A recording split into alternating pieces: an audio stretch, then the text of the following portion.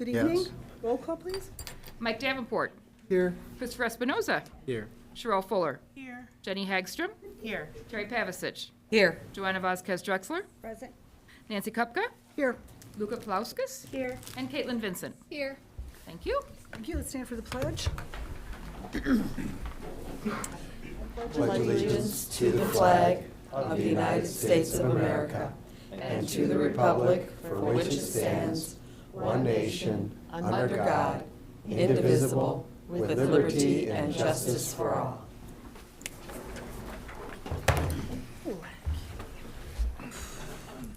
Start off with some recognition. Yeah, we have several recognitions this evening.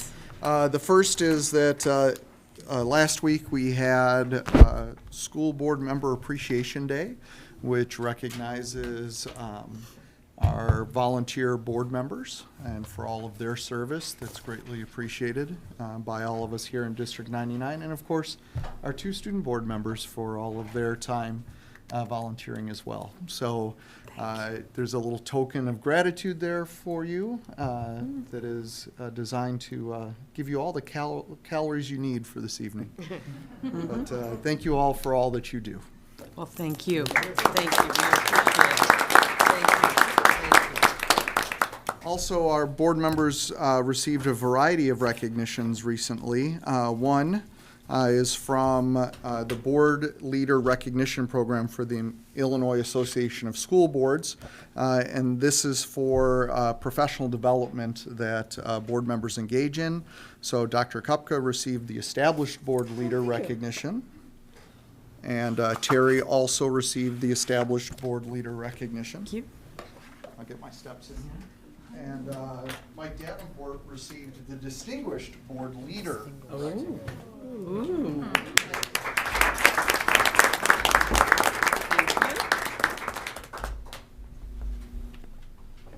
Also, this past week was the joint annual conference, and there District 99 was very well recognized.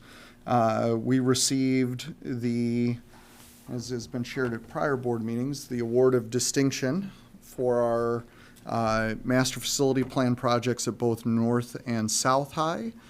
This is the highest level of award that is offered by the Illinois Association of School Boards for architectural projects for excellence in the design of educational environments. So the board received this award last Friday along with White and Company for that project. And our own Julie Nidek received the Holly Jack Award, which recognizes the most outstanding board secretary in the state, and was well-deserved and had wonderful things to say about our team and our district. So congratulations to her.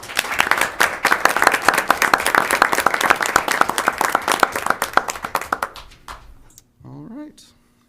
With that, we have the opportunity for our students' perspectives. So I don't know who won the arm wrestling match, but Caitlin or Luca? Oh, student, oh, I'm sorry. Student perspectives.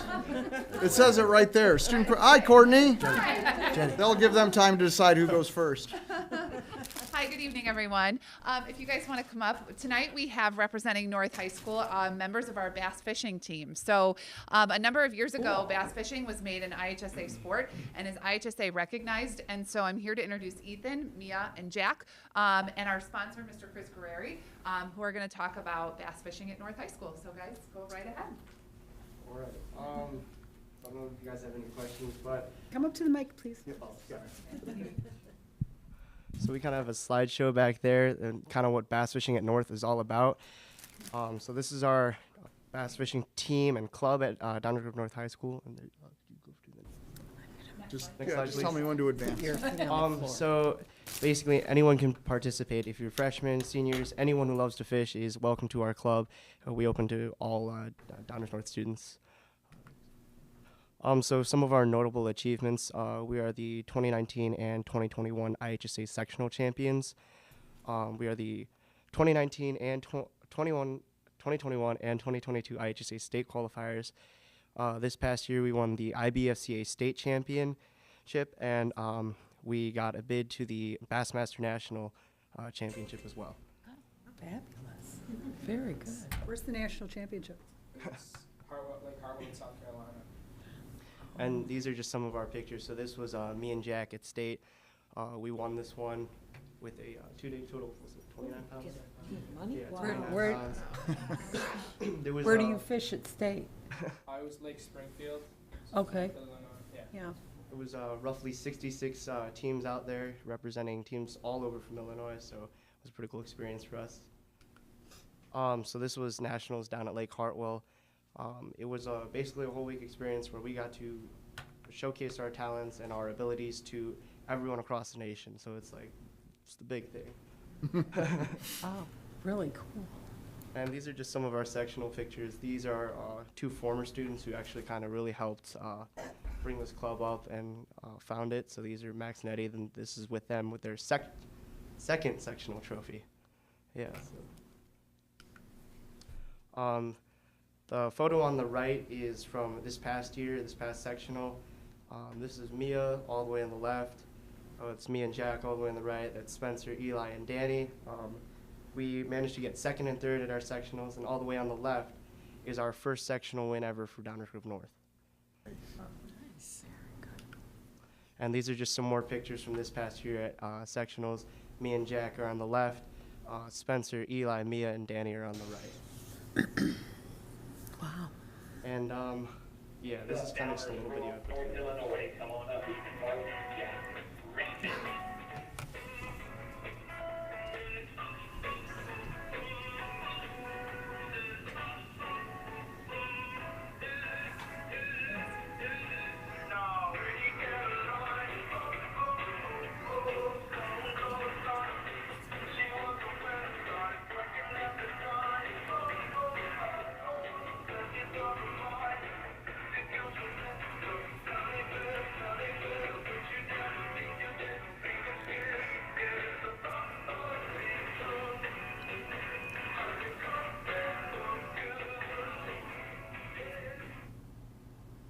Yes, that's pretty much it. If you guys have any questions.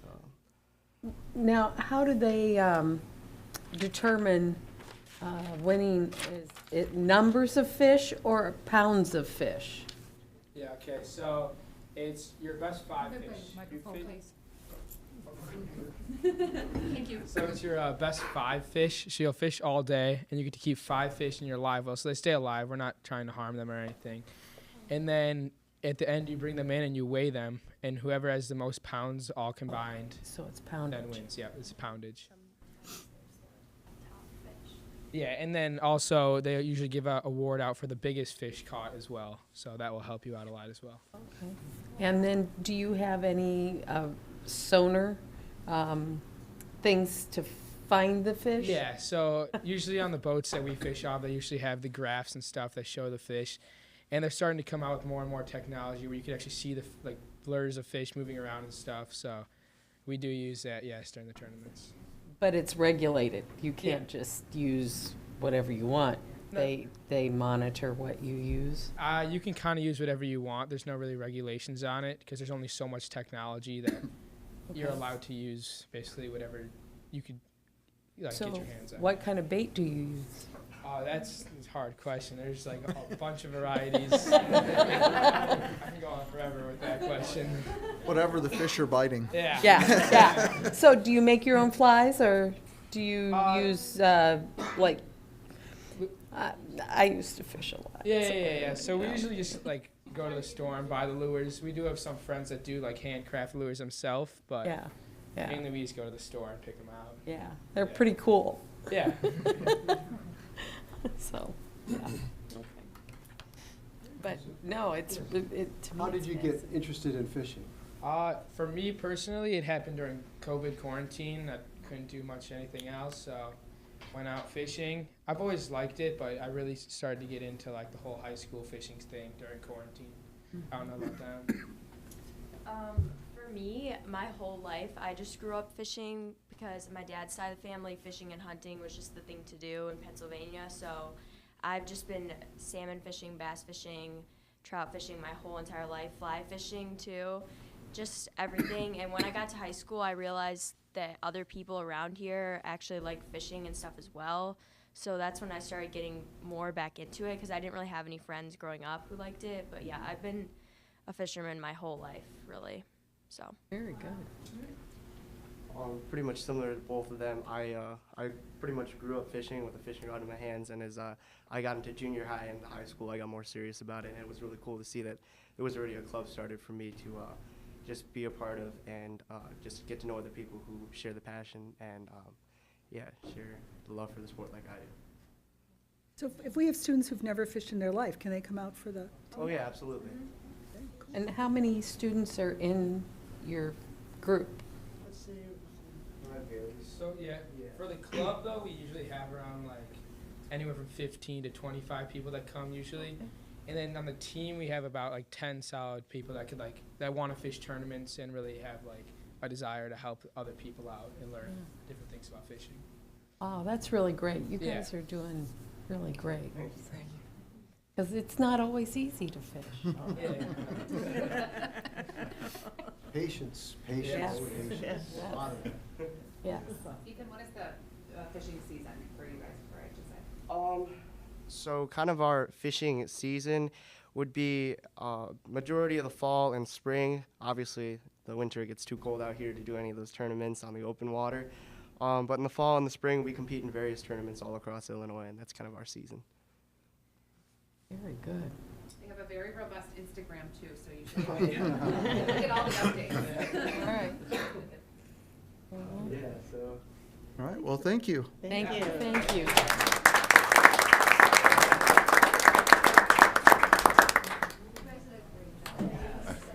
All right, now student board members, do we decide who's going first this week? I can go first. All right. So at South, we've had a lot of exciting new changes. Starting with, we've heard from student opinions on access and resource periods. So instead of just having straight up presentations during resource, it has been changed to be more of a free time for students. And there's been a lot more activities added for students to make it a little bit more fun. Over the past few weeks, we had a time where students could make paracord bracelets celebrating Veterans Day, and we watched a whole video about Veterans Day, and I think we were able to write letters to veterans serving also, which was really a great thing to do for our veterans. There was also an opportunity during French Week to watch Ratatouille in the auditorium if you wanted to, so a nice brain break in the day, just watch a movie with your friends. And with the World Cup going on, there's going to be some activities during resource as well, just to give students a nice fun thing to do. But the nice thing about it is it isn't mandatory for all students, so if they want something fun to do during the day, they have it for them, but they also can still have that student autonomy with how they spend their time, which is really nice. We also had a lot of celebration with sports. We won conference for football, which was really nice and a nice thing for our players, and we had a lot of state runners for our cross-country team that did really well for state, so that was a really good thing for our school, just some school spirit in that. Winter sports are starting up, which I'm a little bit biased, but is my favorite season because I am a basketball player, so we have our first home game tomorrow, so we're excited to have more basketball games and kind of shift into that season of things. And we just had our snowball retreat this past weekend, which is a really fun event for students to kind of get away for the weekend and have some team building. I wasn't able to go, but I was a leader last year, and it's just such a fun event for students to kind of meet other people in their school that they may not already know and have some pretty cool keynote speakers there. And all in all, people are just kind of getting in the groove. We also started Cocoa in the Commons every Friday, so in the morning there is staff members handing out free hot chocolate on your way to class, which is really nice. It's a nice way to start off the morning. And we're just in a groove at South, and it feels really good. I know people are really excited for Thanksgiving break, kind of a good point in the semester to have a little break from school, so it's been good. Caitlin? Yeah. So I couldn't help but notice, I think Ethan's shirt and the sticker on the back of your... Yes. So are you into fishing as well? My dad more so is into fishing. Okay. But I want him to take me, in the winter, ice fishing. That's what I want to get into more. Wow. But we'll see if that happens. I tell you, I've done that before. Yeah.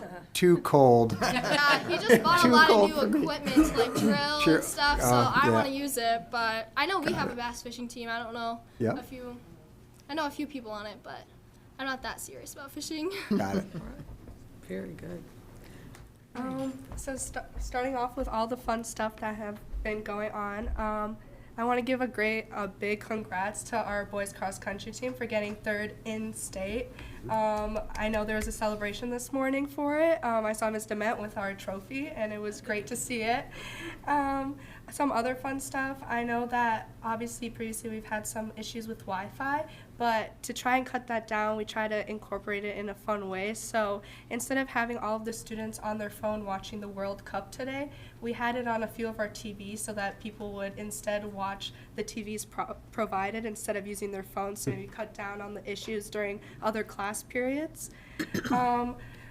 Also, like going back to Halloween, we had fun stuff like pumpkin contests, and there were definitely some very cool projects that people came up with, and it was nice to see that people actually enjoy incorporating themselves in those type of activities in school. There's also a celebration for a Macho Man who graduated from Downers Grove North. Yes. And there were different surveys and gifts, such as Slim Jims. Cake was passed out, socks, shirts, and stickers, just to make it a little more fun during the school day.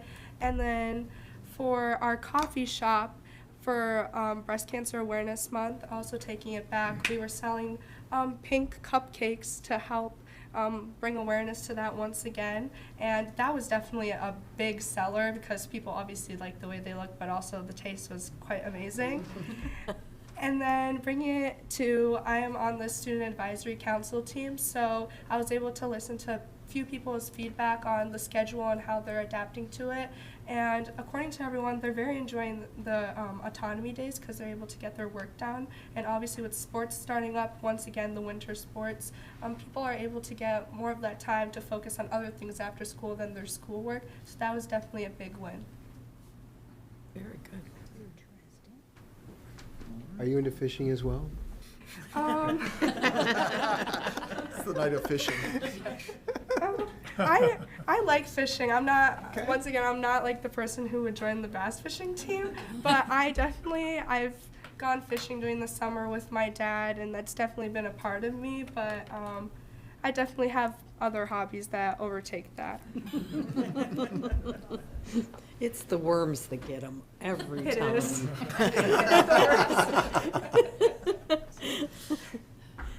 All Okay, right. any other questions or No. Thank you comments? both. Thank you Thank both. you, thank you.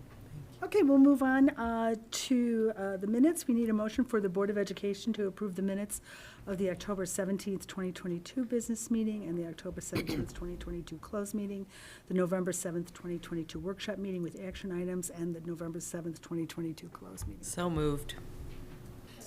Terry and Sherelle. Thank you very much. Terry Pavasich, Aye. Sherelle Fuller, Aye. Jenny Hagstrom, Aye. Joanna Vasquez Drexler, Aye. Mike Davenport, Aye. Christopher Espinoza, Aye. and Nancy Kupka. Aye. The minutes are approved. Do we have anybody for first? Just for one second. No, it's for the second. It's for the second reception of visitors? Okay, was there anybody who did wish to speak during the first reception of visitors? We have no slips, no. Okay, hearing none, we'll move on to 5 Labs overview. Getting there. All right. Yeah, so I'm happy to go over an overview of how we're using 5 Labs, which is our kind of data warehouse. Overview of how we're supporting students. So I think you can go ahead and. So the first thing we're going to kind of look at is we'll talk a little bit about how we're currently using 5 Labs. We'll go over the data that we're pulling to help support directly students.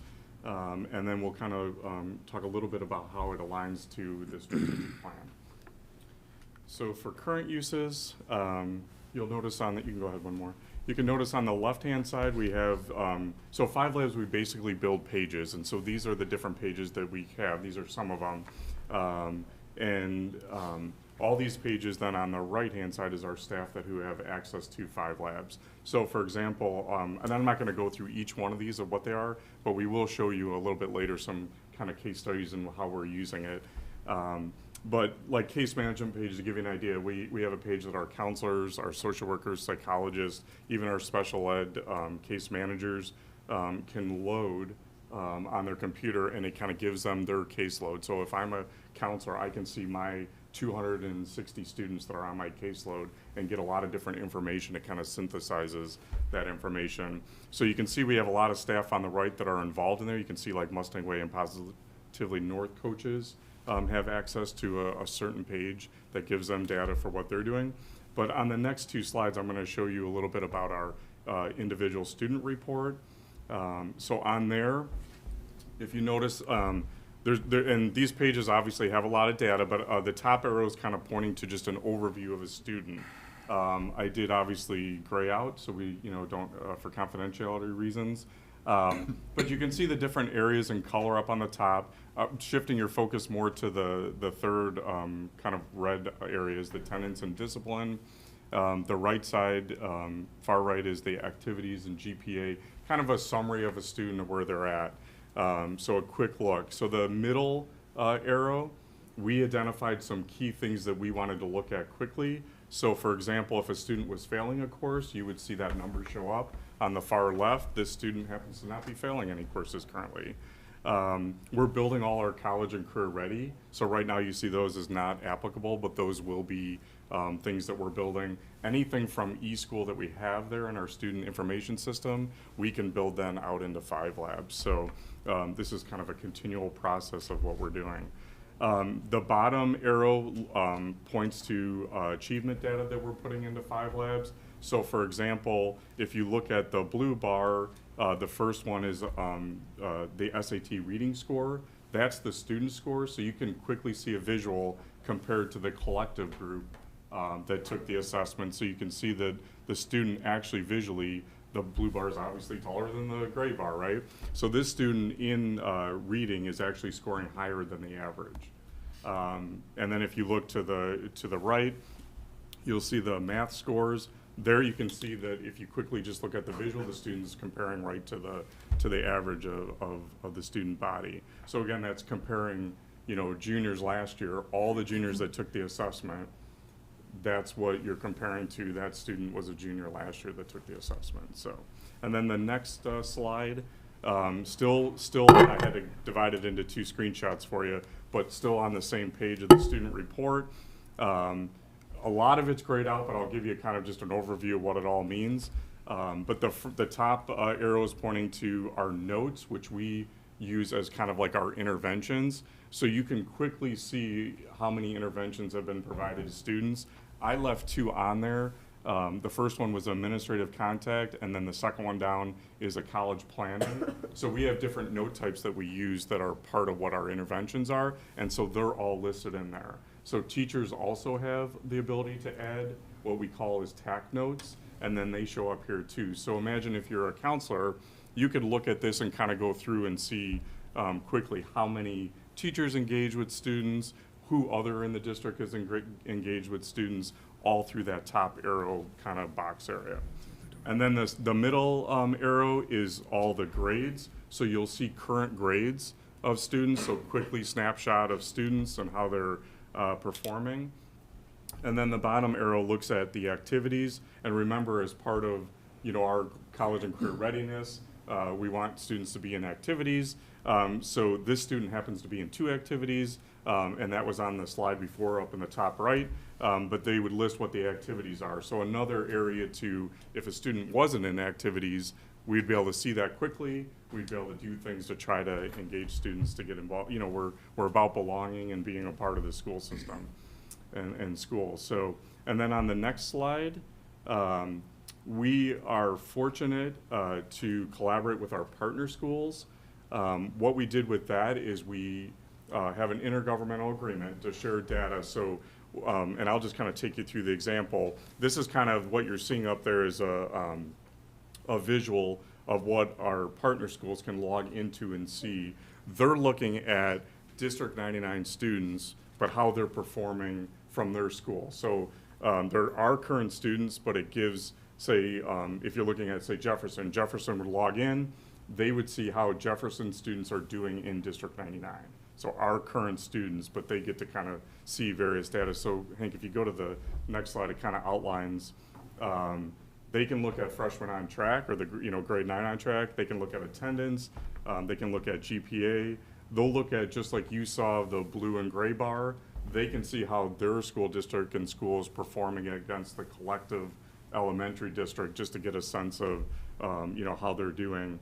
And then obviously course grade distribution.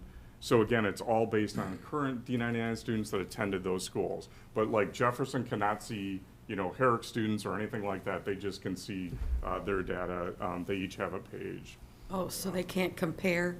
They can compare whether as a their collective, students are but they doing. can only see their students. Oh, so they can't see that, their students are excelling in math over all of the other center They districts. would, but they can actually see their students' names.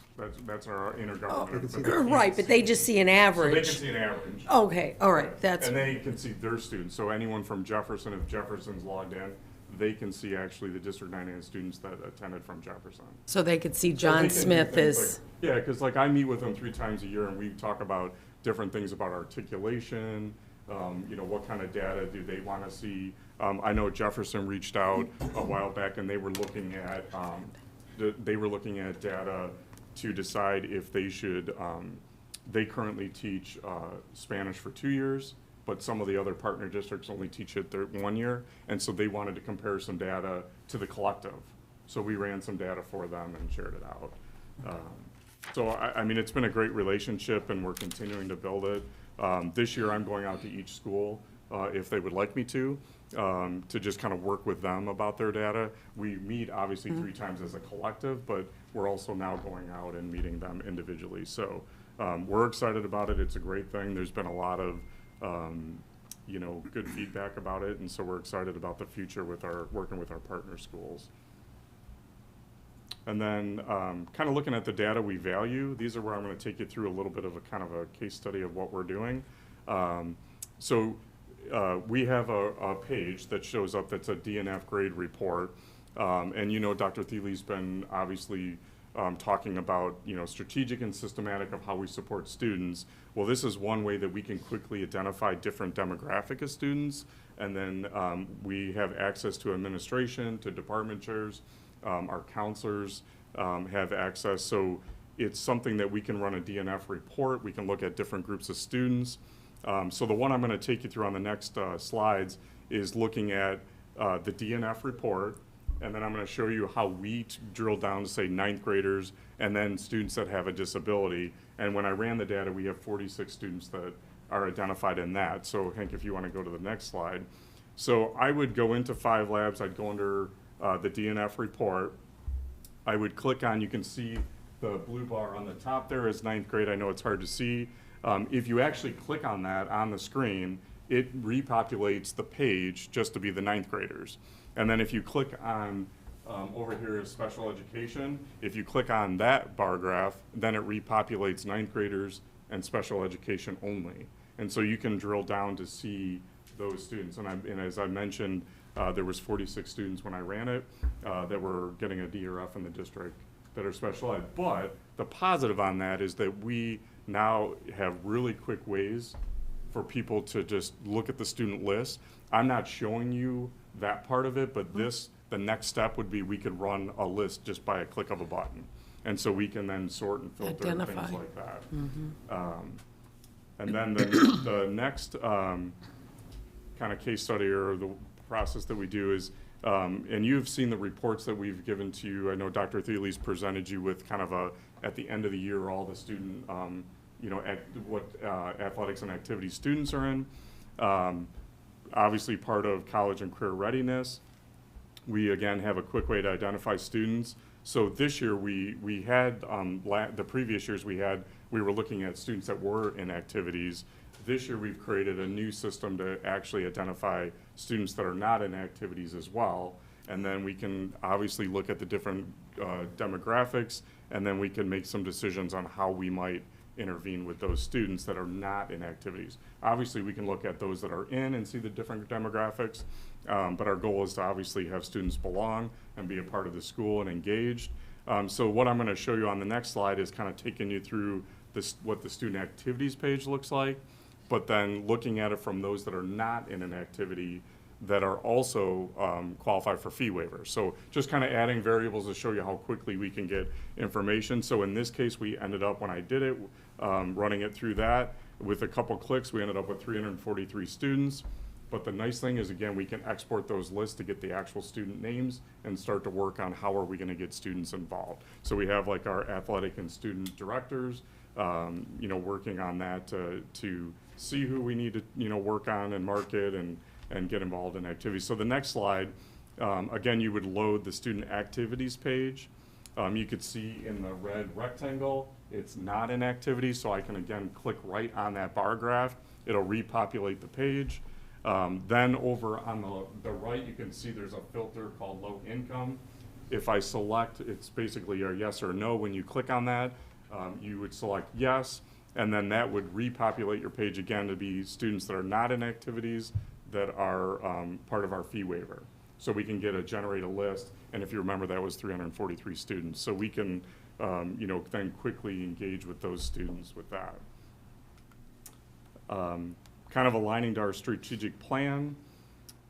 If you recall Dr. Thiele and Gina talking about on the left, those state indicators. If you remember, we were talking about the state has those percentages for giving us kind of our score. So we have the SAT, if you remember, was the English language arts and math. They were 7.5. I just combined it just for this slide's sake. We have graduation rate, the 9th grade on track, the absenteeism, college and career ready, all those percentages that the state's looking at. We've aligned 5 labs to run data on all that. And we're building out the graduation rate right now for longitudinal data. So we're excited about the fact that we can really carve anything out to start looking at data in a meaningful way and how to really directly impact students on a different level. So we're excited about that. Obviously, there's many more ways that aligns the strategic plan. I just wanted to show you this to start with. So, and I think the last one is any questions that you have. Yeah. I have one. So you have many ways now to extract data. Once you have that data, like, are you, for the instance, taking the one where people who are not in activity? Right. Then how are you working with that data? Are you sharing that with the activities director?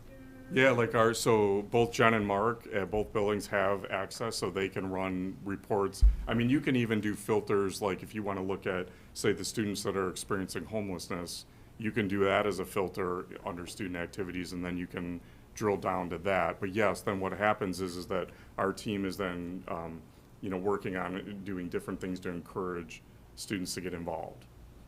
It could be as simple as just identifying that list and then sending something out to the student and the parents, right? To say, hey, is there clubs and activities? I know like our counselors have access as well, so they can see under the student page if a student, when they're meeting with the student, if they're involved in an activity real quickly. And so they can actually then encourage students to become involved. So it's, these are all pages that our staff are now able to access. So kind of we're working through all those things of how are we going to then engage. The next question I have. Yeah. With this data, is it possible to identify, let's say, patterns or things like, Right. potentially mental health? No, it's a great question. Yeah, those things to take this data further and try to align back to a student's health or Right. just patterns that are Right. driving particular Right. behaviors.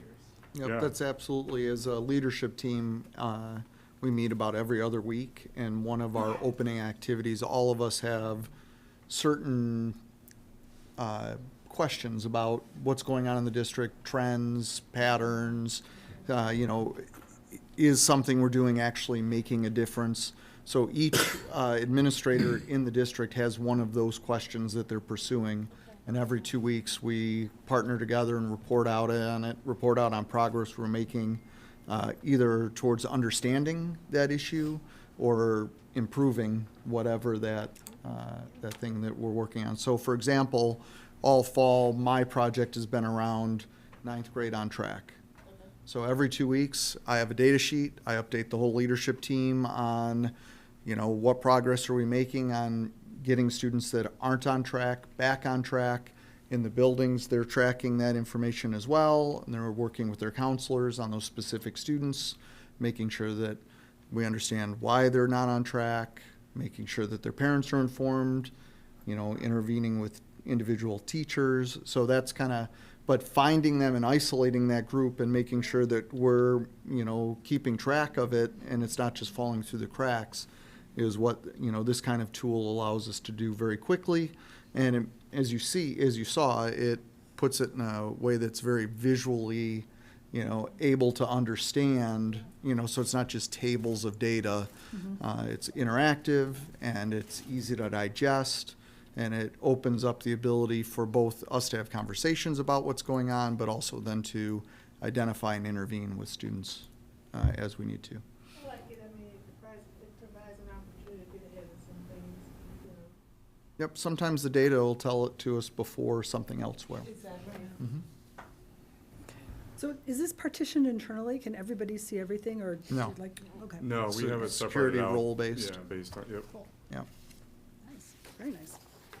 Well, it was like 4 or 5 years ago that you brought this to the board, and I've been excited about it ever since learning about it at the III conference, I think in maybe 2018 or something. They had you had said, hey, go down and look, they'll be there. And so really powerful tool. So the data that's getting in there, is that I'm assuming it's like a living document. So we're not just looking at grades and things at the end of a marking period. We're Updates seeing every things night. so it seems it's pretty dependent on those inputs getting in there right away. So so important that teachers are getting that data in. I know that's been something in the past. Yeah, that's been an expectation for Right. really strongly for the last several years, and it seems to be working in real Good, time. Yeah. because this is, now it's really important, so that we've got the right data. And I'd be interested, going forward in hearing more about those, the progress and the outcomes from our our partner districts, how this is being, how this is really leading to really good outcomes for them. It's pretty easy to imagine ways that it would. It would just be great to hear some, even that just, for examples, to help emphasize the importance of the impact that this data is making. And so, because that's, it seems like a great loop, right? It helps us deal with what we're dealing with in the here and now and how to help those students forward. But helping our partner districts better understand how their students are performing as they matriculate to our high schools helps them better, align their programs and so that the students can be even more successful in the future. It's a win-win-win. Yeah, that bridges a gap that usually exists in school districts where K-8 is in separate districts from 9-12. So this allows us that data insight that a unit district would typically have. Yes. So, and to me, this is a piece that is really needed, because that's a major disadvantage of these when we have these different districts like this. And so, exciting stuff. Thank you. Yeah. All right, moving on. Capital Improvement Plan. Jim's here tonight to provide some of the overviews of this. This has been developed over the fall. The board has seen some draft versions of this moving along. And Jim's going to explain how some of the projects are going to remain in capital and some are going to move into life and safety that we need to do. Good evening, everyone. One thing I do know is I'm not going to be able to top bass fishing tonight. But I'll try. Okay, so we have capital for 23-24. There's the matrix. And as Hank just mentioned, we have some life safety. I'll get to that after I go through the capital improvement. Remember that these numbers that are estimated costs are really concept budget numbers. We will go out to bid, and the true numbers will come back to you for approval. So All right. just to remind the board, these come back project by project for approval. Large RMS is repairs that we have district-wide that come up throughout the course of the year that we, and in the summer, we also do some concrete and asphalt repairs that are smaller. So this is a line item that we put aside for the school year. The next three are annuals, bleachers. We inspect them and do repairs accordingly each year. And FF&E is for furniture, tables, student desks, chairs. And turf is for our grounds at North and South for turf field and green spaces. Next up is the girls softball field upgrades at North. I was at North when we built this field in 2011, and many of the ADA requirements were grandfathered in at that time. It changed a few years later. Yeah. So we noticed that. We've had this on the list for a couple of years now. We want to get this work done next summer.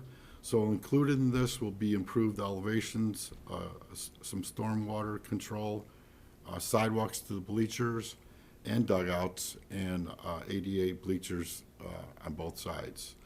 And last but not least, we're going to have a batting cage on the right field line. So these will be improvements, and all of them will put us ADA compliant. Good deal. The roof at North, this is 1994, just a small section, about 3,300 square feet. It's on the southwest side of the 28 wing, so right where Prince Street is on that corner. It's a tear out of and removal of the single ply. New insulation, cover board, and membrane to be put on. Next is the roof at North as well. This is a part of the roof that was not replaced with the MFP that was from 1993. Again, small area, 3,500 square feet. Again, bringing it down to the roof deck and then providing insulation, cover board, and membrane. Next is the building automation systems for North. These are new controls for outdated, obsolete controls.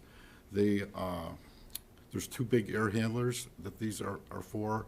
They control classrooms and office areas on second, third floor of the school. So a pretty large area.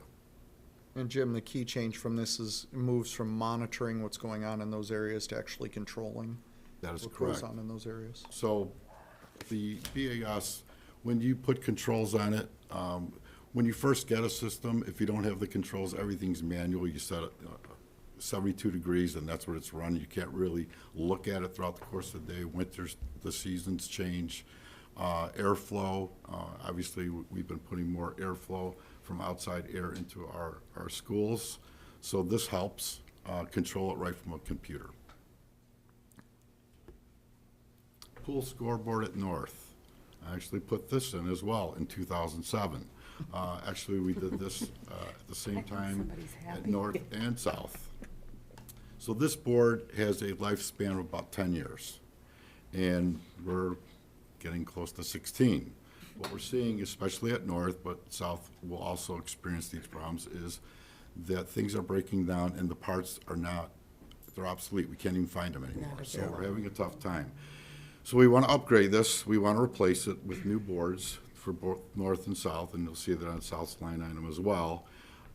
They also do not have a Cat 5 cable line, so really with an improved line and improved board, we're going to be able to do much more amazing things for our pools, visuals, and for our teams who are excellent teams at both sides of town. Shifting to South, this is the music suite flooring area and chairs. It's rolled carpet, about 4,500 square feet, and the tiles about 6,700 square feet.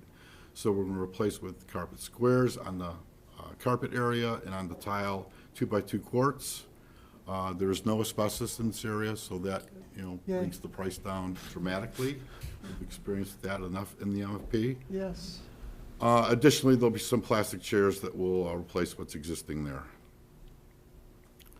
student parking lot at South. This is a big lot, 81,000 square feet.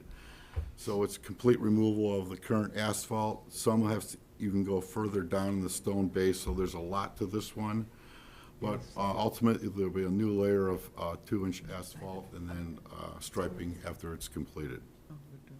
I mean, that's the estimate. Building automation at South, similar to North, these are two different air handlers over there that control a fair amount of the building. So these will be replaced as well and upgraded. And taking you back just a little history of our BAS system. Years ago, when we bought our units, we were with Johnson Controls, and you go back 20 years now, and they were really the proprietary person, and they had control, and it's changed so much over the years. These systems now, and we use Precision, and that's what we've pretty much replaced Johnson with in all of our buildings. We're almost there. As you see, every year I bring this back, we have another 100,000, but all this money is well spent because we're saving so much on the control side of the climate in the classroom and areas, but also our gas and electric, which really just comes down. We have that much control of it. So it's important to do these things, and being able to see it on a computer. When you get a phone call from a classroom on the second floor, you can pinpoint what's going on with it right away. And then you can see things that are breaking down way before you notice it in the field. Good. Okay.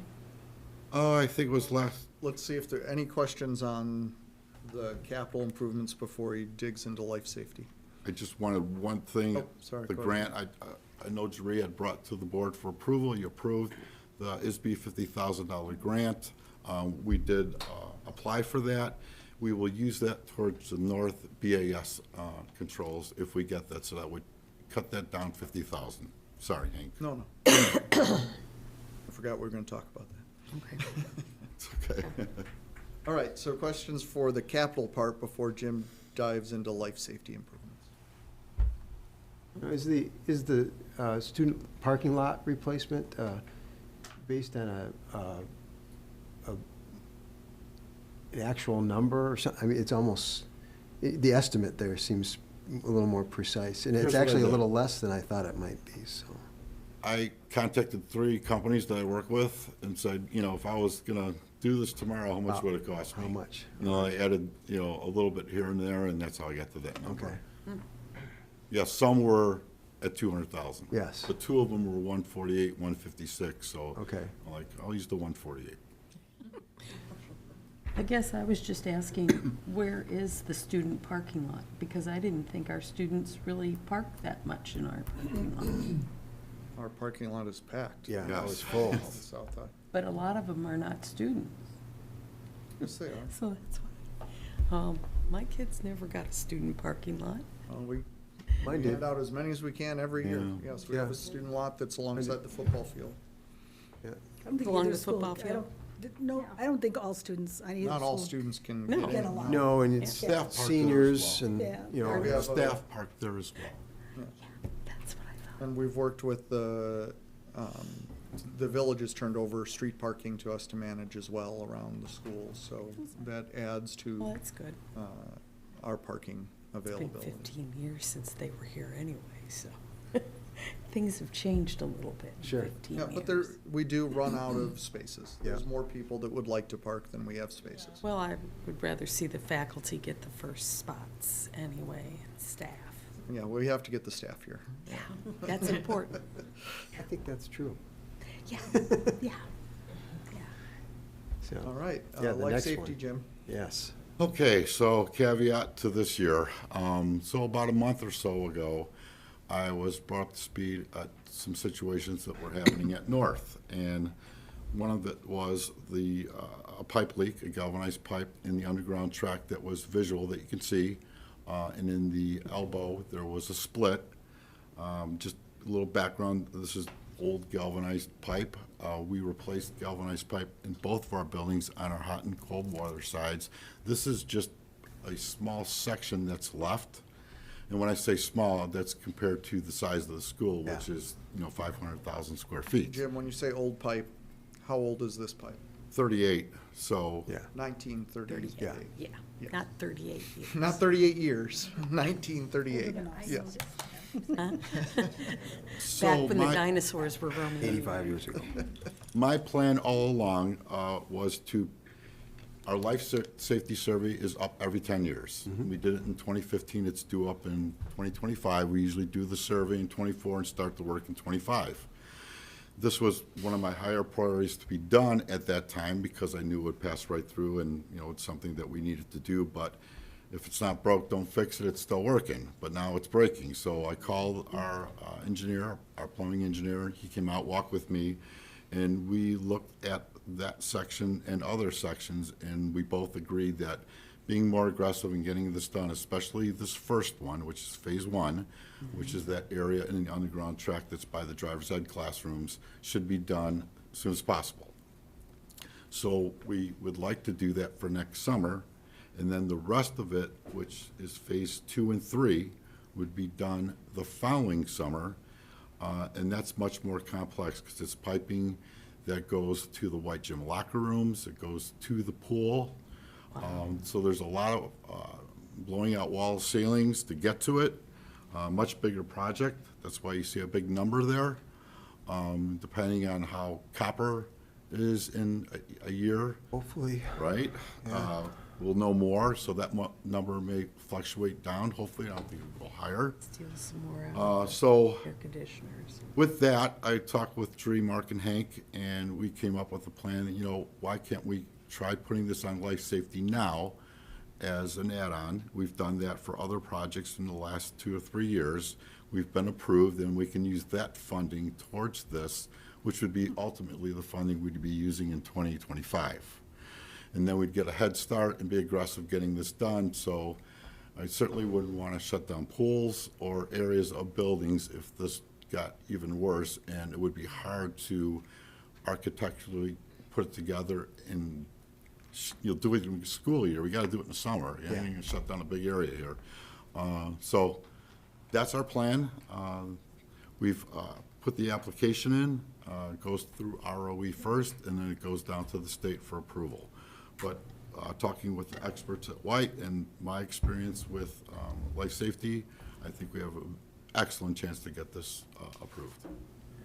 I'm glad I was concerned at first that it was going to be coming out of our capital, so. So was Mark. Yeah.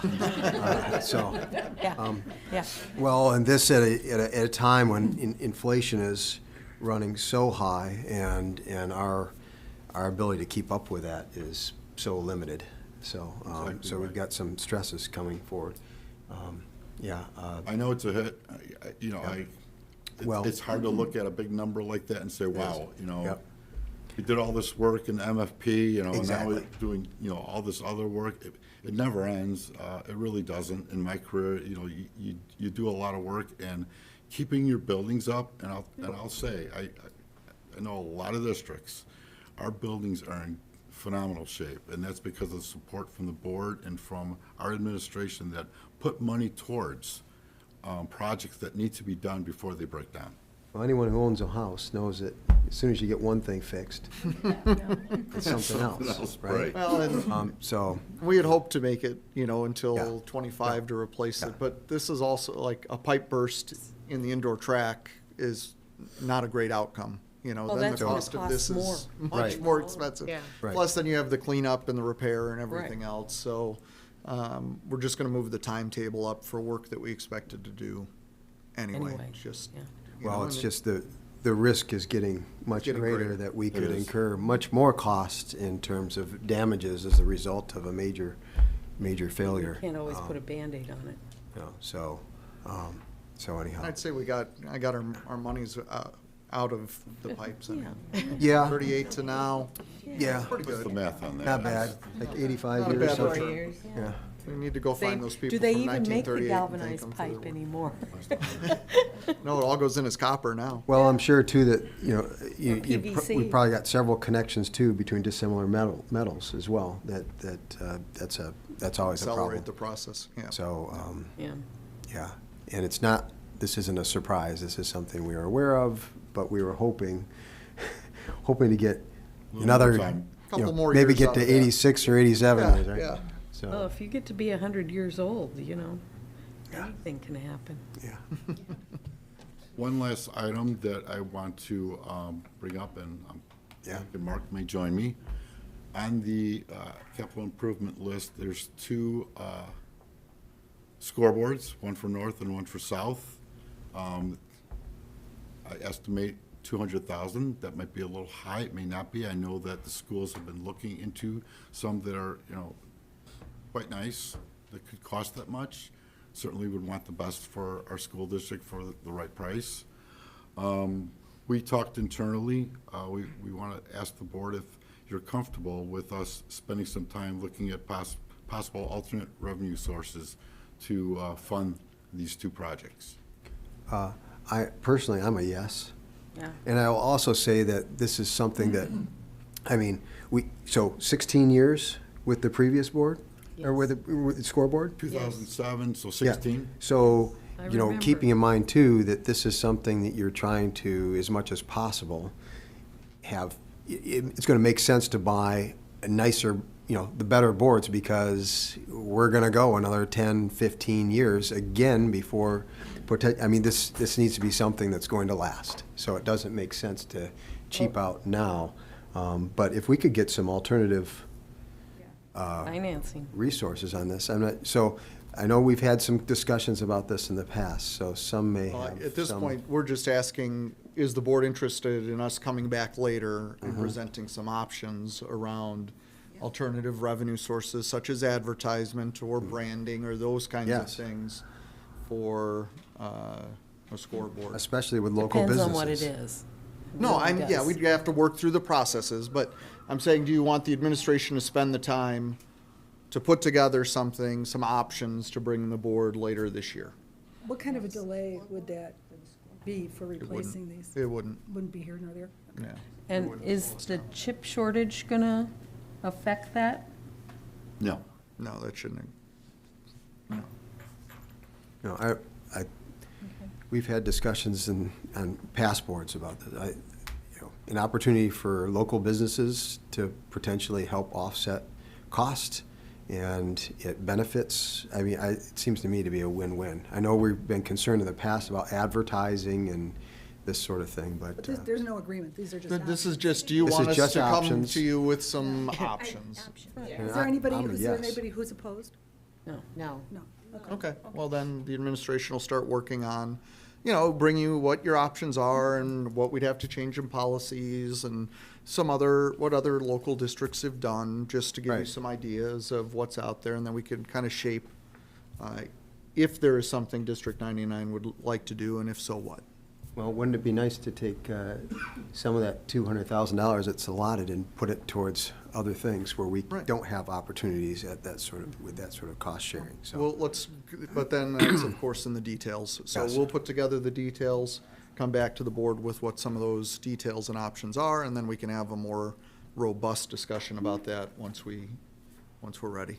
Thank you for asking. Sure. Yes. We're looking to be creative to try to cut that down to 1 million. And just a reminder, as the board is aware, there's going to be other significant athletic Yeah. improvements, including fields, Fields. flooring, Yep. scoreboard, inside the gymnasium spaces and the stadium spaces that are all, staged to come in the near future as all of those current, Well, you might be able to package facilities. some of that together, that would be a possibility. You know. So, yep, for future. all right.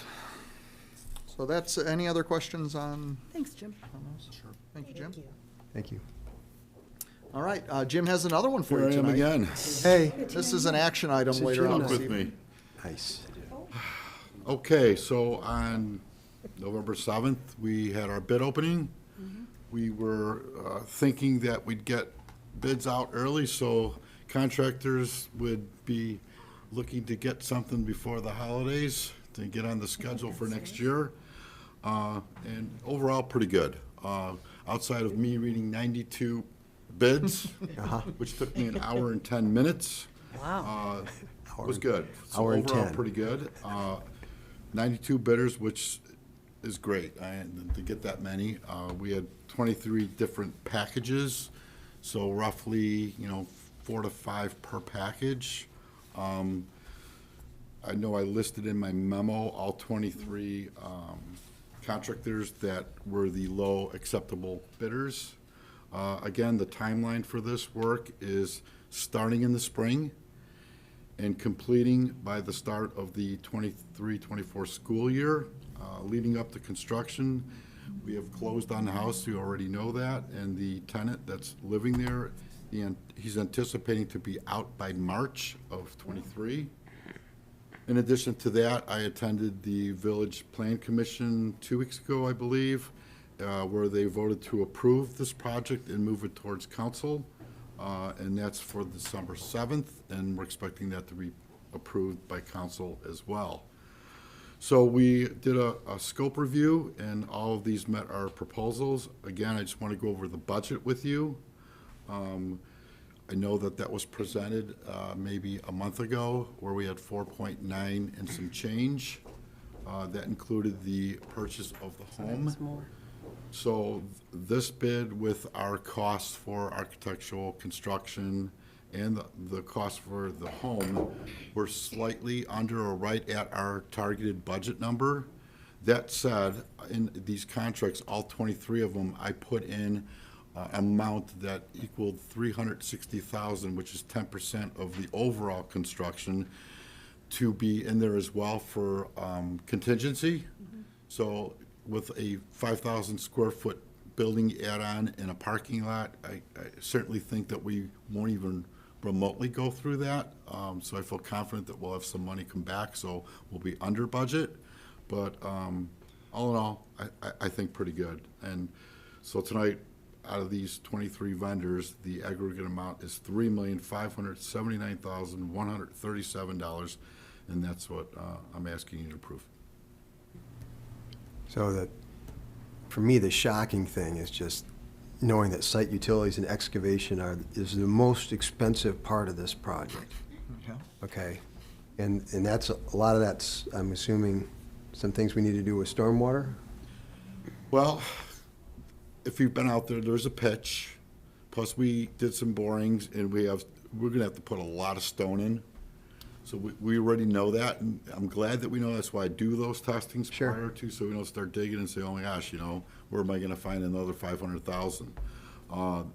So we've got to level it out, because there's such a pitch going from south to north per village. So that's part of it, and some of the stone will be every bit of 6 to 7 feet that we're gonna have to add.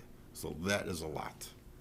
And this, yeah, and I know there was like a strike at a quarries not too long ago that drove up the price of stone, and so we're feeling some of that, I'm sure, still. Yeah, and I did see that are there 2 bids in here that were from companies in our district? I think more than that. More than 2? Well, I know the electric is Richmond, and signage. Yeah, well, that's signs now, basically, from Ogden Avenue. But a lot of the neighboring ones, there's not many that are really far away. Right. But it's nice to see some of the Sure. money going to People businesses in our district, district. yeah. So I'm happy for that. So if my memory serves me correctly, we had a lot of trouble with the ground when we built out T99. There was chemicals, it was like a lot of chemical cleanup. That was in the back of the building, Yeah. if you remember. Back behind. So we got all that out of We there. don't have to worry about that. There were no unsuitables in the borings that I took on the side of the building, because obviously we're tearing that out as well, so we could put the building there. So it was all in the back. We took care of that. Those came out good. The ones on the side came out good, and everything on this property came out pretty good. This property has just always been a house. It wasn't industry like. But just imagine what the number would have been like for site improvements if. Oh. This is if we what had you get. unsuitable soils, Yeah, it would have a been lot. a lot more. So, All right, any other questions for Jim? This is an action item later on this evening. Thank you. thank you, Jim. Thanks, Jim. FOIA requests, we've received them, we've responded to them, and as always, they're posted up on our website. Okay. So we'll move on to the consent agenda. Before I ask the board for the motion, I would just like to once again recognize District 99 Education Yes. Foundation. I believe there's 6 grants in here. Yes, there are, let me see, I've got Something the kinda interesting there. total, $6,000 in grants. Yeah, but they're 6, I think it's like 5 teachers, 6 grants or something. like that. Yeah. Yeah. So I'd just like to once again recognize the foundation and thank them Yeah, for there's- being so supportive. Does any other member want to pull anything out of the consent agenda for discussion? No. Hearing none, we need a motion for the Board of Education to approve the consent agenda as presented, which includes the personnel report, leave of absence classified, transfer of position classified, appointments classified, the personnel report, retirement certified, resignations classified, the financial pages, the intergovernmental agreement for reimbursement of nursing services with Hinsdale Township High School District 86, student tours, and acceptance of donation for the District 99 Education. So moved. Oh. Chris, it was Chris and then Terry. Chris and Terry, thank you. I just heard a wall. Yeah. Yeah, I know. Well, you know. Chris Yeah, Espinoza. Aye. Terry Pavasich. Aye. Joanna Vasquez Drexler. Aye. Mike Davenport. Aye. Sherelle Fuller. Aye. Jenny Hagstrom. Aye. And Nancy Kupka. Aye. The consent agenda is approved. We'll move into the recommendations for action. First, we need a motion for the Board of Education to approve contracts for the T99 build-out 2022 to 2023 to the specified vendors for the aggregate amount of $3,579,137. So moved. Mike and Joanna. Thank you. Mike Davenport. Aye. Joanna Vasquez Drexler. Aye. Christopher Espinoza. Aye. Sherelle Fuller. Aye. Jenny Hagstrom. Aye. Terry Pavasich. She stepped down. And Nancy Kupka. Aye, motion carries. Next, we need a motion for the Board of Education to hold the December 5th, 2022 board meeting entirely in closed session for the purpose of the appointment, employment, compensation, discipline, performance, or dismissal of specific employees, specific individuals who serve as independent contractors in a park, recreational, or educational setting, or specific volunteers of the district or legal counsel for the district, including hearing testimony on a complaint lodged against an employee, a specific individual who serves as an independent contractor in a park, recreational, or educational setting, or a volunteer of the district, or against legal counsel for the district to determine its validity. So moved. Mike and Joanna. Thank you very much. Mike Davenport. Aye. Joanna Vasquez Drexler. Aye. Christopher Espinoza. Aye. Sherelle Fuller. Aye. Jenny Hagstrom. Aye. And Nancy Kupka. Aye, the And motion just carries. as a reminder to the board, it is entirely in closed session, so it is not a meeting open to the public, nor will there be any action taken at that meeting. Okay, we'll move on to the second reception of visitors. This is the second reception of visitors, which is intended for audience members to address the board on any topic pertaining to Community High School District 99. Comments will be limited to 3 minutes to provide all visitors an equal opportunity to address the board. Individuals needing more time should submit their thoughts in writing to the board secretary, Mrs. Nydek. Visitors addressing the board need to submit a comment slip to the board secretary. yeah, that one. And will be invited to the microphone. Prior to addressing the board, audience members should state their full name. The proceedings are being tape recorded for the purpose of producing accurate meeting minutes, and they are being streamed. The board's presiding officer, which is me, reserves the right to modify these protocols if circumstances warrant. Audience observation of these protocols is appreciated. All right, we have one comment slip for Laura Hoyce.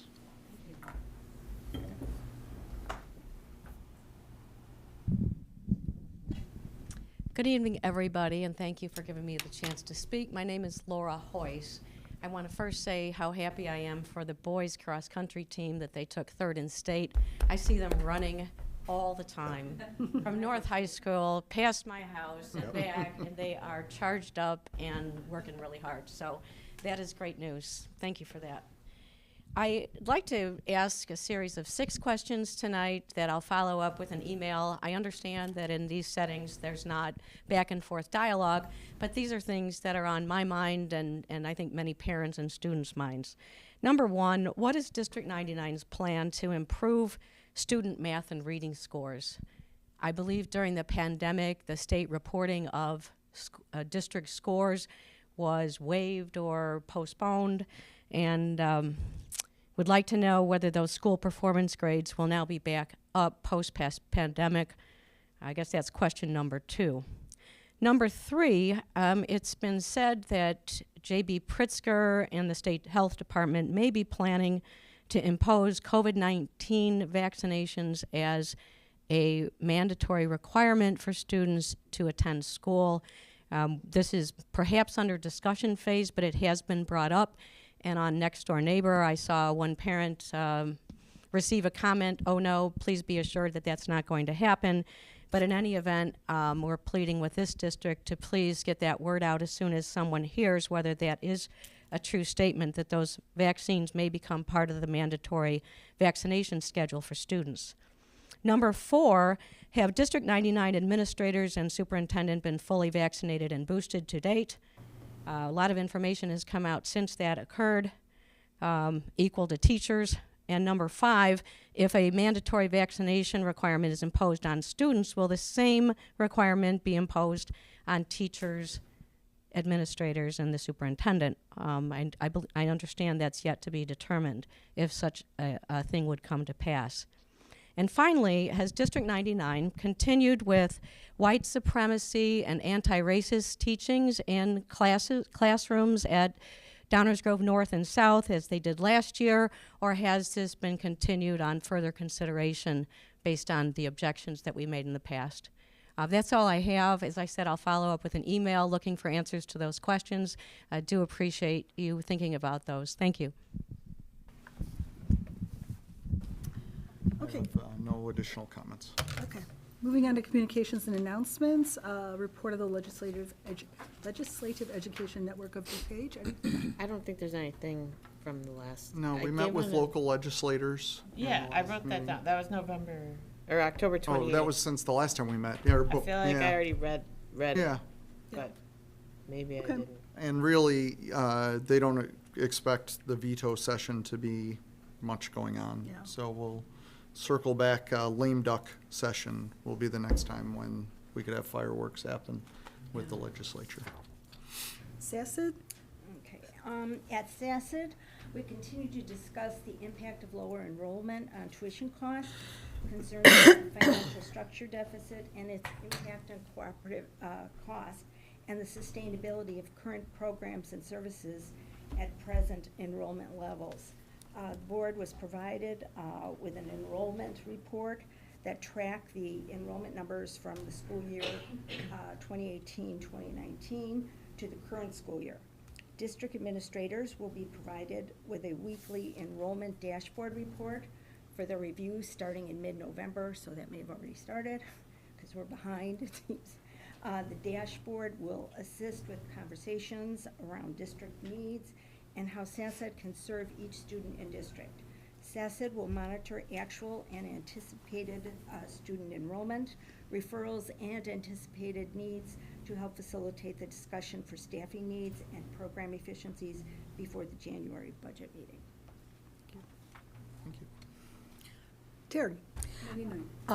Well, as we just approved, the $6,000 in grants, and so that's what we were working on, and we're going to be doing some May is Mental Health Month, and we're going to be working with a group called Grit 2, and working on some webinars and different activities, and we're bringing in District 58, and we're going to be seeing what 66 and 68 have to say, and bring some of those students in, because a lot of it is junior high.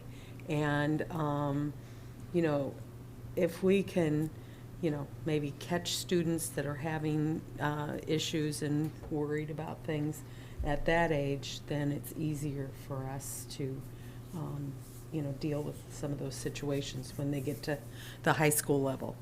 And also we've decided that our next year on the foundation, we are going to be focusing on building our board. We need more people on the board. So if anyone wants to volunteer for that, you can talk to Julia Beckman, and it's all on the website. And we want to make a plan for our board and where we're going to be going in the future. So we're going to be focusing on that for for the next year. So, you know, we do need help. Right now, we only have 7 members on our board, and to do some of the activities that we enjoy doing, we need help. So, I'm going to be very honest. Will we have someone you said have them reach out to Julia? If you have someone, yes, reach out to Julia. She'll be talking with them and explaining what their responsibilities would be. No, we have no deadline on that. No, I mean, just call her on the phone. Oh, yeah, it's all on the website. Okay, that's what I was trying to get at, because I haven't looked at it in a while. Yeah. So, you know, if anybody knows anyone who would be willing to step up and that, I know it's a tough time for that. And so, we're really not bad people. We're kind of fun, and we usually have cake or cupcakes every meeting. Well, we do our thing. Chris, IASB. Yeah, so I attended the delegate conference, the assembly this weekend. The highlights were Simon Kempworth Jr., the president, was reelected as president of the IASB. Mark Harms was voted as vice president, so both serving. They were and continued to serving. All the recommendations that we looked at by the IASB passed accordingly based on the recommendations. So, good amount of dialogue back and forth. There was some issues with some of the rules during the convention. There was procedural, like, back and forth where some of the members had issue with figuring out how to vote on certain things. But other than that, it was a pretty smooth conference. Did anybody want to share anything they learned at the conference? I will. Yeah. You want to go ahead, Terry? Well, no, you can go first. She's looking for her notes. Yeah. Go ahead. Let's not arm wrestle for it. Yeah. I mean, so at the first general session, that was pretty terrific. Sekou Andrews spoke. He talked a lot about yes and. You know, it's good to say yes, but then, you know, and here's what I'm going to do. Here's what I can do. Talked about telling stories to foster commonalities and purpose and identify the things that bond us together. So, that second general session, anybody else who was there want to say something about that? Yeah. That was Amanda Ripley, and she talked about conflict entrepreneurs, and who basically, as I understood it, are people who like to humiliate others for their own gains. And humiliation and fear are at the root of most conflict. So, talked about dealing with that and encouraging empathy and identifying the root cause of a conflict, and not overly generalizing about people who you don't understand and think differently than you. You know, we all have a tendency to do that. And she made a point how you really can't generalize about 75 million people that you don't agree with. You know, I mean, all on, you know, the country's pretty split. And, you know, those are, you know, so that's a big mistake we make. And what else do I want to say? I attended several workshops. One about post-election COVID recovery, talking about dealing with more issues with unfunded mandates, funding for special ed outplacement. Some people brought up issues with supports for migrants in their communities, and what a tremendous challenge that is, and how wonderful it is for the communities, you know, that are stepping up. But one of the things I didn't understand is that that these migrants have to be here for 150 days before they're allowed to work, but the money runs out before that 150 days gets here, and there's people in the community that would love to hire some, you know, so it's a real problem, also the state superintendent Ayala was actually in attendance at that meeting, didn't participate in it at all, but they acknowledged that she just announced her retirement. So it'll be interesting to see, who lines up to fill that spot. So I attended another workshop called You Can't Make This Stuff Up. So it's a legal review about crazy things that happen, and another session about what you write and say may be used against you. You were in that one. You want to say a few things about that one? I don't mean to put you on the spot. I did keep one thing from that I wanted to. It was an Open Meetings Act review. It was. One thing I took away from it, they said, in the words of Norman Schwarzkopf, the truth of the matter is that you always know the right thing to do. The hard part is doing it. And so, generally, if you think you really shouldn't be putting something in writing, the answer is usually pretty clear to you. Yeah. Don't. They shouldn't. They shouldn't. Yeah. Yeah. I was at a legislative roundtable. Employment shortage came up. There's 2,040 open positions this year. And That's just teaching positions. That's just teaching. And There's probably twice as many support staff openings open. 2,040 in the state of Illinois. And then there's an ever decreasing number of teacher graduates. And then it was also pointed out that, there's employment shortages in every industry. So this isn't unique to schools right now. However, this is a problem that's been, in the making for several years, and I think these last few years have really exacerbated that problem. And then third general session, Terry and I were at that. You want to say a few things there about Chef Jeff? Yeah. He was great. Jeff is a self-made man, and by the time he was 19, he had sold enough drugs to be a millionaire. Yep, And a little bit after that, the FBI came knocking at his door. 10 years to life. And 10 years to life in prison.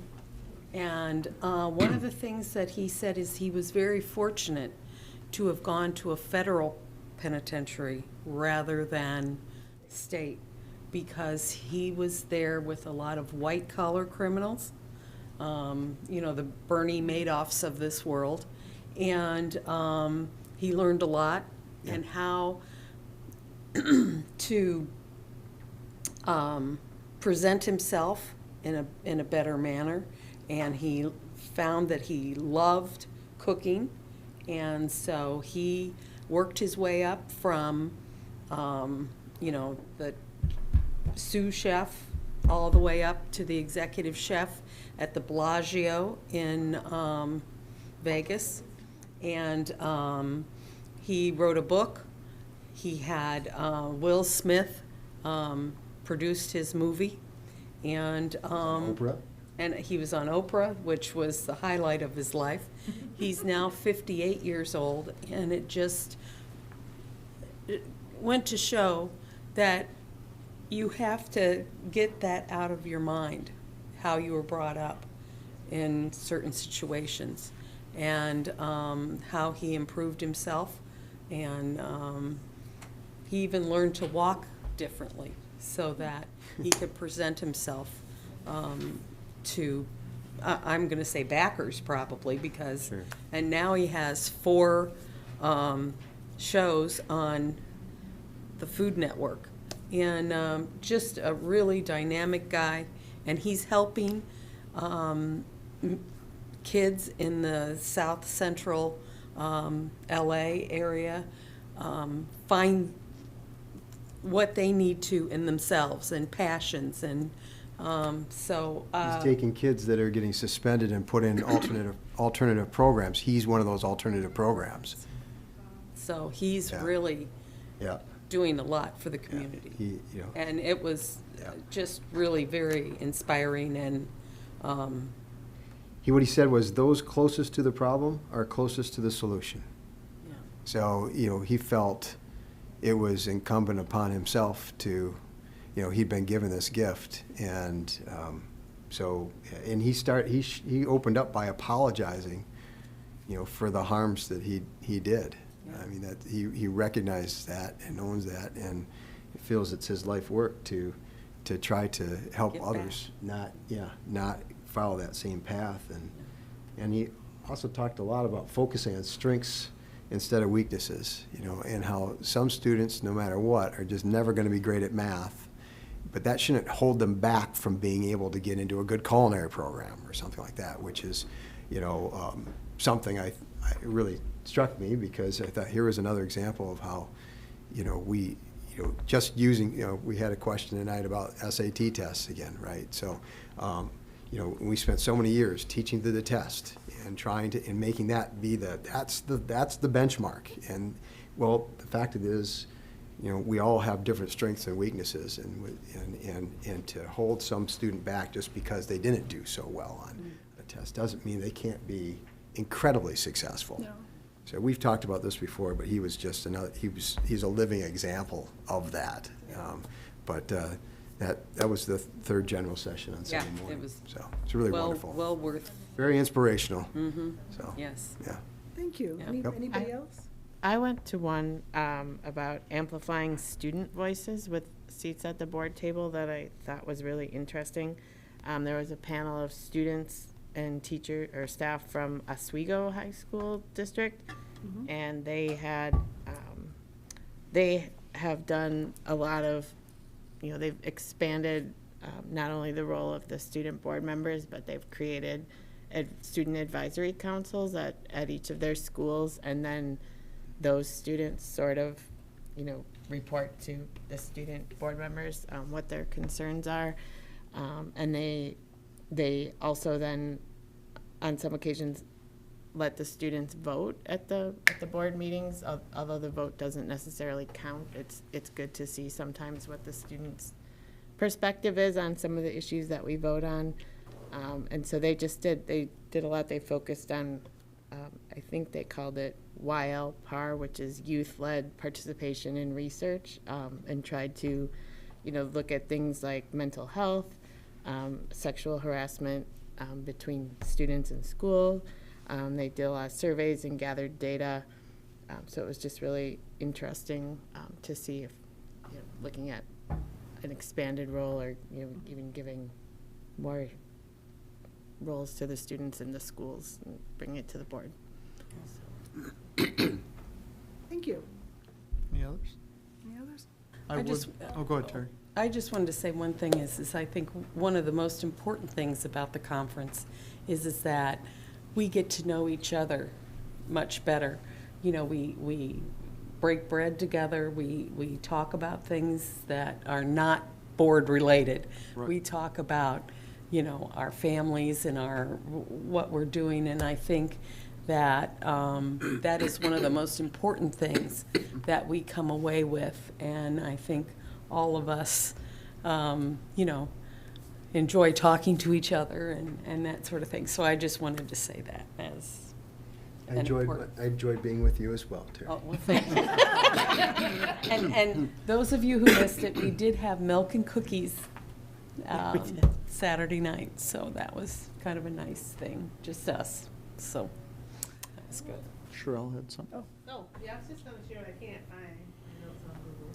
Yeah, But I went to a session about kind of digital organization. So, the administrative part of being a board member, right? So beyond just all the reading, but how to organize, and it was all around Google, kind of how to use Google, because we use Gmail, and how to organize and create folders. So I thought that was a good one, because we do have an administrative piece of being a board member too, with all the emails we get and emails about different subject matters.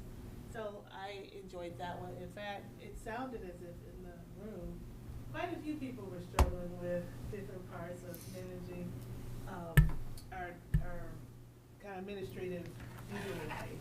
So one of the things I learned is that we could save, I kind of knew we could save things on our phones, like we could open those Q codes and save them on the phone. The problem was, I I'm an Outlook. I've been an Outlook person most of my time.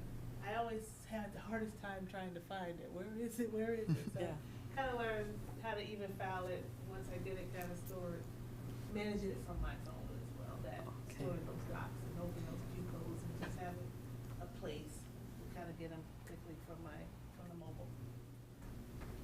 So I enjoyed that one.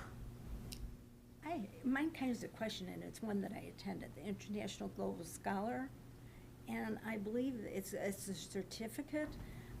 I think Naperville, is it 203, is doing this, and it's kind of similar to something we have here where the students work on their own projects. This is like an independent study. They pick any topic that they want. It's their responsibility to contact two experts in their field. Like one girl was very interested in the Ebola virus.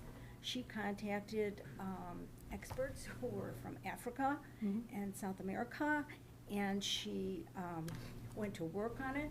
Now she's going to, and she did everything herself, and she even went to Africa for this. When she is finished with this, and it is supervised by a teacher throughout the whole thing, but they do all the work. They just have the support of the teacher. But when she graduates, she gets a certificate, and she can go on to work. Now, she is going to opt not to go to college first, but she's going to go to Africa to work. And I thought it was really impressive. I don't know if we intend to do something like that here, but it seemed like a very worthwhile certificate to have for someone who does not want to go to college, but they even can go to college with it and perhaps even get some college credit. So That sounds really interesting. it was an interesting. I don't know about their specific program. We can look and see what they're doing, but I think you're going to see a lot of high schools in Illinois with the new college and career readiness and the service learning component, that you're going to see a lot of schools dabbling in a variety of different service learning opportunities. Yeah. It was impressive. It was. Well, I'll take a moment to recognize the fact that we are one of the few school districts that at some point in the weekend, all 7 board members attended portions of the conference. This is, the premier professional learning event for school board members, and the fact that our board gives up their part of either a work day or the weekend or the whole weekend to go and learn is, a great, valuable tool for us as a team, that you continue to learn and push your skills and see what's going on in other school districts. And I greatly appreciate your efforts in professional development for yourselves at setting that example for all of us in the district. So thank you. Thank you. I had a great time. Good. Learning is fun. Yeah. Okay, anything else? Upcoming board meetings, December 5th will be the workshop meeting at 6:30 PM here in the Administrative Service Center. That's the This one is entirely in closed session. Yep. December 12th will be the regular business meeting, again, 6:30 here at the Administrative Service Center. So do we have a motion to adjourn? So moved. So moved. Mike and Terry, all those in favor? Aye. Aye. All those opposed? We're adjourned. Have a good Thank you. evening, I just everyone. want to Happy say. Thanksgiving. Yes, Happy happy Thanksgiving. Thanksgiving to all, and Happy- enjoy.